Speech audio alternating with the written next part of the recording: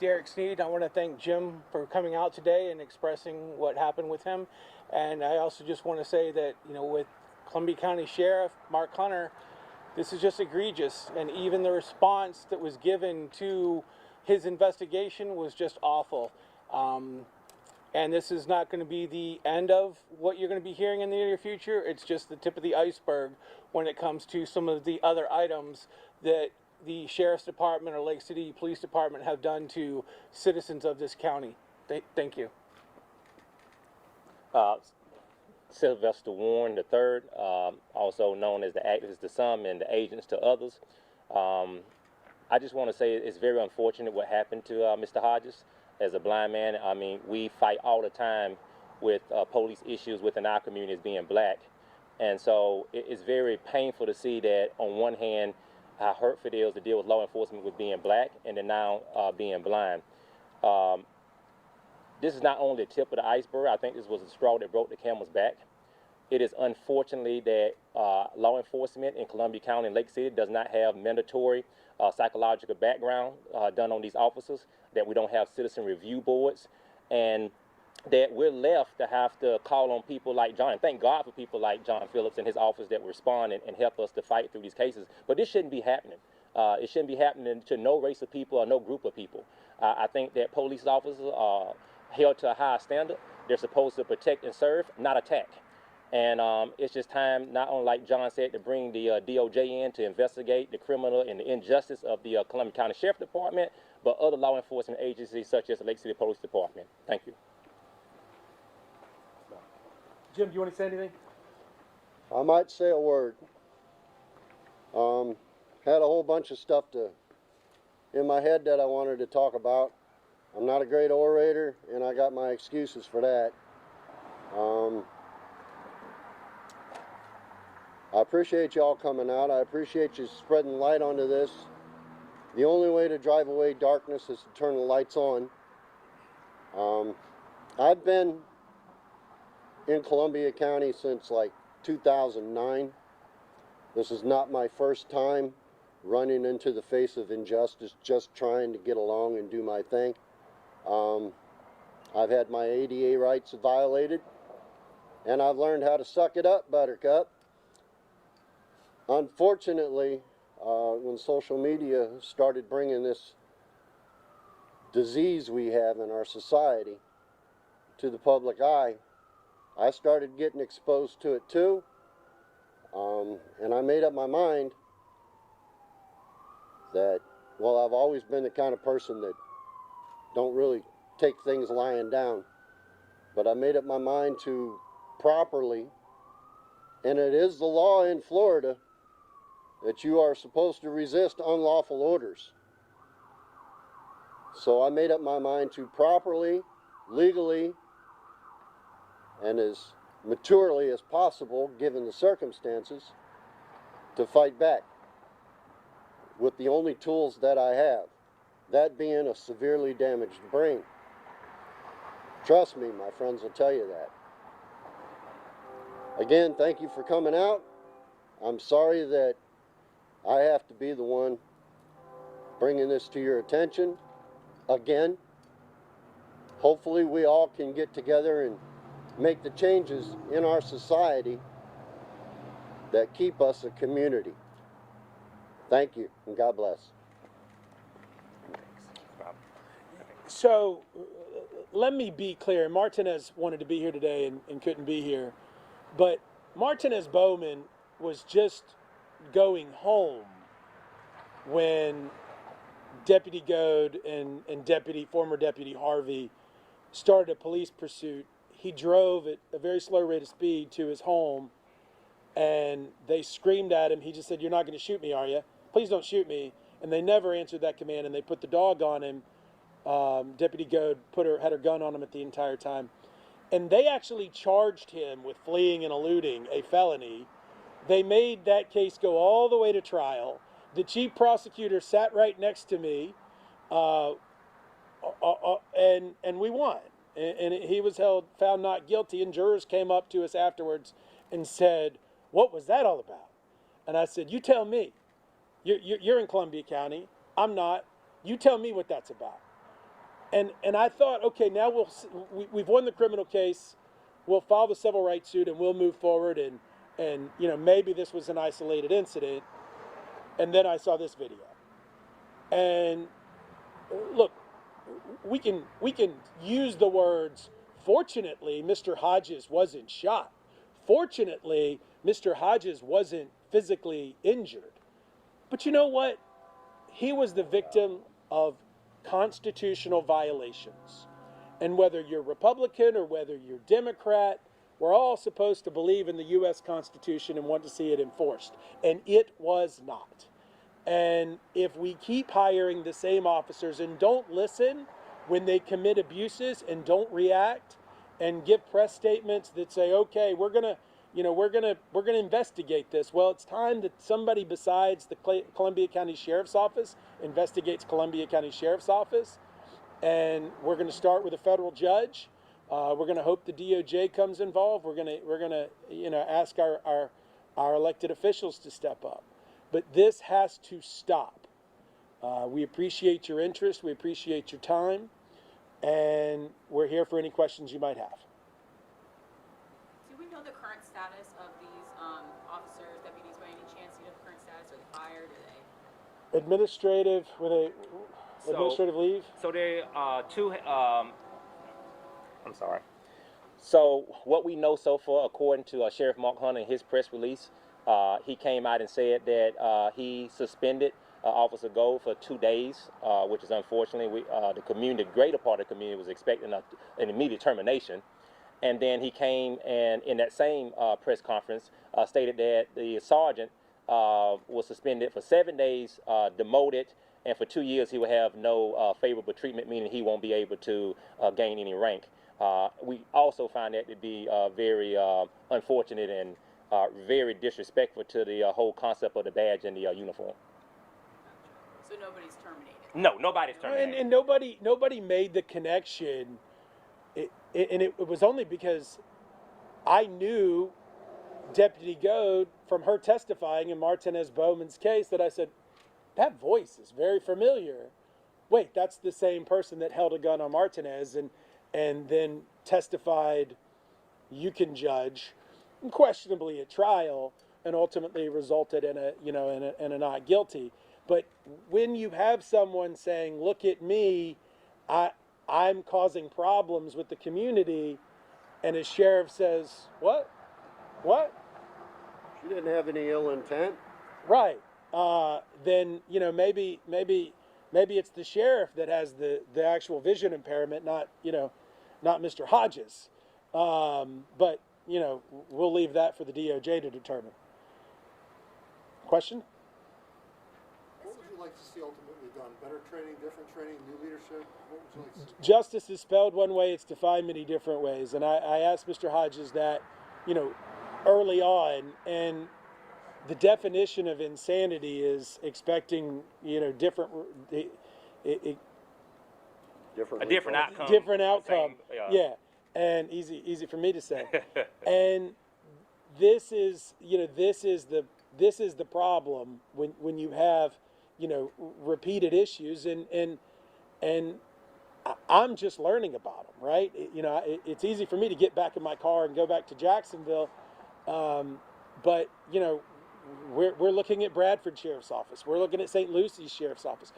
We've got to have, standard law enforcement. We've got to have some level of citizen review or citizen input.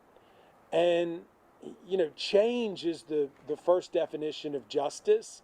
Certainly, there are some government agencies and some businesses that only respond to civil judgments. We're going to go for that too. But, it shouldn't take taxpayer money for tax-paid officials to respond. And, we're going to seek change. We're going to seek accountability, and use the civil justice system as much as we can. The criminal justice system has dismissed the charges. Okay, that was a start. Thank you, I guess. But it's we're gonna use every tool within our control to fix this. Question? I have a last question for Mr. Hodges. How are you feeling right now? I mean, your video, everyone knows about it. It's viral, right? How are you feeling now? I know these deputies are fired, and and now you're here to seek justice. So how are you feeling exactly right now? Well, I'm feeling blessed. Enough people care. You ask what people want to see. I have always stated for many years that it amazes me that an individual has to go to school for a length of time, 4 years, 8 years, sometimes 12 years, and then the first thing they do is they go out and get an insurance policy before they put their shingle out. It bothers me that we're willing to give people a pass that have maybe 6 months training and a nice clean record. I think qualified immunity needs to be relooked at. And I think the insurance companies are real good at weeding out the bad eggs that cost too much money to keep. So we should let them take over the reins. As far as justice in my own personal case, judging from the response from you people, I'm pretty sure I'm going to get it. Thank you. I hope that answers your question. Yeah, sure. My name is Glenn L. Bowden, past president of the NAACP and a former city councilman. It's a sad day in Lake City when we want to thank God for a blind man being arrested. Just think about that. We're here today, right now, because a blind man was arrested right down the street, and we praising God. It reminds me of George Floyd. But for George Floyd, a lot of changes never would have taken place in law enforcement throughout this country. So injustice anywhere is a threat to justice everywhere. And that's just how it is. And I'm so grateful to see so many people here. I was born and raised in Lake City, so I know what it's like. I know what it's like driving while black, walking while black, laughing while black, but I never thought a person would get arrested for being blind. Just think if I was blind and black, I would have probably got beaten down. The only thing that helped Mr. Hodges, he happened to be a white man. If that had been Sylvester Warren, he might have been on the ground spread eagle about now. So I'm so happy that John has come over here to assist in this. As you well know, most of our progress did not happen just in the streets. It happened in the courthouse. Most of our progress happened in the courthouse. So I'm looking forward to some victories, looking forward to some justice for John, but also for John, but for our entire community. Law enforcement is out of hand in Lake City. That's why I tell people now that if you're driving, if you're not in a safe place, don't stop. And I encourage you now to stay off of Baskin-Norris at night. Baskin-Norris is dark. And if you're driving Baskin-Norris at night and the police give out and you stop, then you're on your own. So that's all I got to say. Thank you, Attorney Phillips, and thank you for stepping up. Any other questions? How do you feel representing Hodges in this case? What are some of the things that you hope to achieve? And also as a person, how does that make you feel that this happens nowadays and that unfortunately you have to take these cases, as you mentioned, over and over? Right. So there's a story I told during an oral argument in front of the 11th Circuit Court of Appeals on this federal civil rights case. A bunch of law students came in, and as a law student, you don't know necessarily what your job's going to be, what your calling's going to be. And a young man was killed 10 years ago this month named Jordan Davis. And Jordan's parents taught me so much about civil rights and the different treatment between black people and white people. And Lucy McBath was just reelected to U.S. Congress, and she's going to be in Jacksonville to commemorate the death of her son, here in a week. And look, federal civil rights work is the hardest work a lawyer can do. I've done it all. But it's so meaningful because we've got to have change. And, like the pastor said, it's sometimes it's got to happen at the courthouse. And I'm not one for press conferences. We do them when there's enough interest. I'm one for fighting in front of judges. And watching this video, kind of sitting at home and knowing this officer was trained by an officer who was fired or kind of quit when the pressure was on him, and knowing the history and knowing her testimony at trial, it is the definition of insanity. And then hearing stories from other people that are sometimes labeled conspiracy theorists because they're telling the stories, right? And I need people to speak out. I need people to come forward and say, listen, this happened to me. This happened to me. What Mr. Sneed alluded to is going to shock all of you when you see some of the video that he has and some of the incidents that happened to him.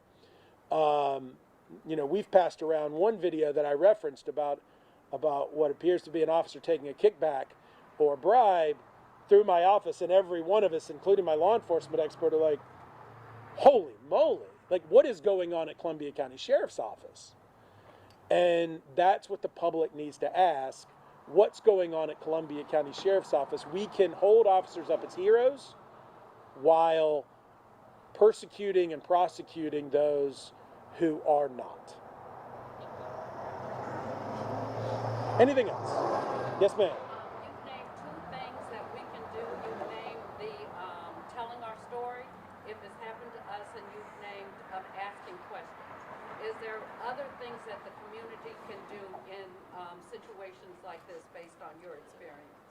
I was asked to speak at the NAACP, and I sat right in between Ben Crump and Natalie Jackson. And I think I might have been the only white person in the room, besides the people that I brought. And you want to talk about intimidated. That was as intimidated as I've ever been, including by my own mom and dad. And I was asked a similar question. And I was like, well, listen, I'm speaking to the choir. You guys have seen it. You guys have done it. I'm new to civil and social justice, right? I have to learn vicariously because I carry around white privilege. But this is the choir. And when you walk into a church, particularly a very good, soulful, God is there church, it's the choir that makes the hair stand up on your arms. It's the choir that makes you feel closer to God. And what I said that day is what I'll say today. That choir needs to sing. That choir needs to vote. That choir needs to show up to jury duty, because when Mr. Bowman had his trial, there was no brother or sister on that jury. We had 6 white people acquit him because justice that day was fair.